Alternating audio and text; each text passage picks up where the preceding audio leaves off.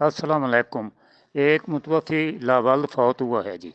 वारसान में से उसकी एक बेवा है और एक भाई जो उससे पहले फौत हुआ है उसके दो बेटे, दूसरा भाई वो भी उससे पहले फौत है उसका एक बेटा, और तीसरा भाई वो भी उससे पहले फौत, उसके चार बेटे, और चौथा उसका भाई वो भी उससे पहले फौत शुदा है, उसके भी दो बेटे हैं।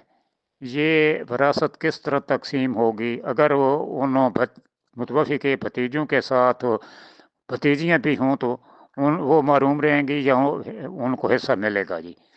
रहनुमाई फरमाएं जी, शुक्रिया। वालेकुम सलाम। अच्छा जनाब, इसमें तरतीब ये बनती है कि सबसे पहले आपने बेवा का हिस्सा निकालना है। बेवा का हिस्सा होता है 1/4, यानी 25%।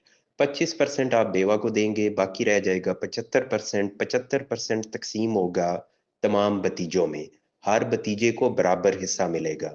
टोटल भतीजे आपने जो बताए वो बन रहे हैं 9। अब 75 को आप 9 से तकसीम करेंगे, आंसर आएगा 8 इशारिया समथिंग। वो जो 8 इशारिया कुछ है वो हर एक का हिस्सा बनेगा, हर भतीजे का।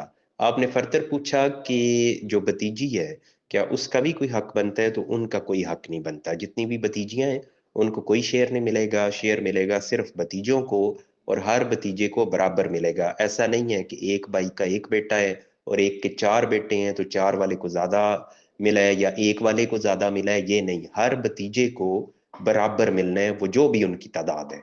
एक के अगर चार है या एक है उससे फर्क नहीं पड़ता, हर भतीजे का इक्वल शेयर है।